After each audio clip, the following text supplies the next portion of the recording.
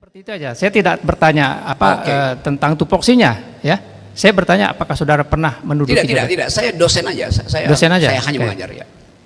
Boleh saya berandai-andai? Ya. Andaikan saudara ditunjuk menjadi purek ya atau pudek ya, bidang kemahasiswaan. Oke. Di sini ada 3 hal yang akan saya tanya kepada saudara ya. Pertama, ada yang orang mengkritik tentang kedudukan saudara sebagai purek gitu, pembantu rektor misalnya bidang kemahasiswaan. Dia kritik saudara berkenaan dengan ketidakmampuan saudara, tidak cocok lah di bidang itu. Saudara tidak dekat misalnya dengan mahasiswa. Itu yang pertama. Terus yang kedua, saudara juga sebagai dosen, ya. Orang mengkritik kinerja saudara berkenaan dengan pengajaran saudara di kampus. Nah, terus yang ketiga, saya mohon maaf sebelumnya ya. Orang mengkritik saudara saya lihat tadi di KTP-nya belum kawin. Yes. Orang mengkritik saudara sebagai seorang duda yang tidak bermoral. Seperti itu. Di 3 hal itu, manakah yang mempunyai potensi saudara marah kepada saya? Itu aja pertanyaan saya. Tadi yang ketiga apa? Yang tidak bermoral, tolong Pak Hakim.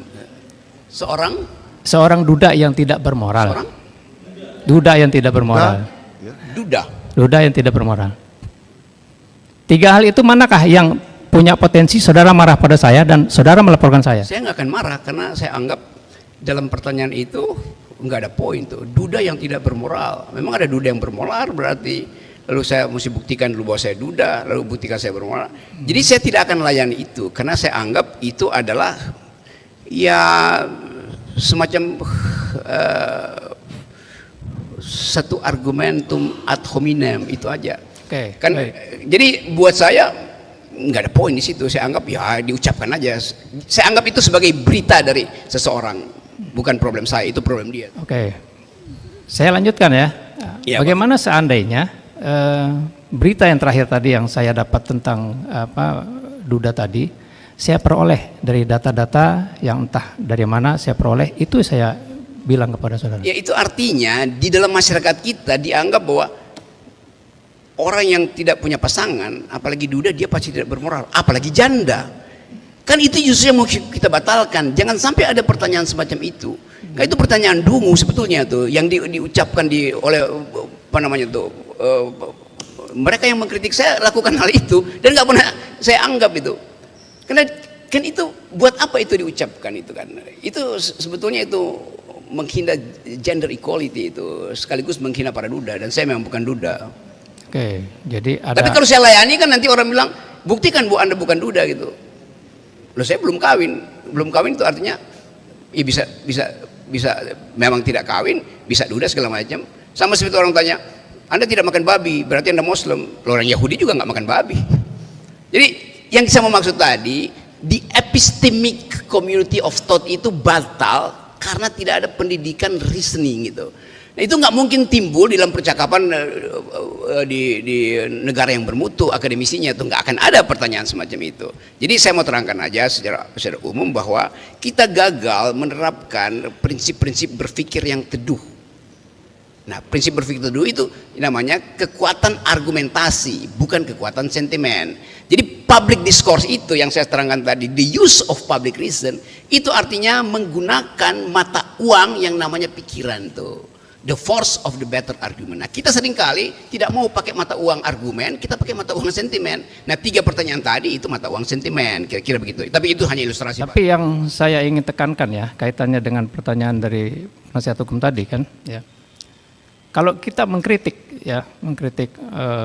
seorang publik ya, pejabat itu katakanlah, apa yang patut dikritik dari orang itu? Semua public figure itu bukan cuma pejabat, selebritis juga public figure, dan selebritis juga kelihatannya begitu, kok masuk dalam wilayah privat. Loh, Anda begitu jadi selebritis, Anda tidak punya lagi wilayah privat. Anda memperoleh keuntungan puja-puji dari publik karena Anda public figure. Demikian juga public officer gitu, public servant. Kan dia dapat semua keistimewaan tuh. Kalau di jalan tol dia oleh para pengawal, dia udah dapat kemewahan di situ kan. Privasi dia harusnya tidak boleh didalilkan didalilkan kembali karena dia udah dapat semua kemanfaatan publik. Jadi kalau saya kritik pejabat publik, saya kritik hasil dari kedudukan dia sebagai pejabat publik itu.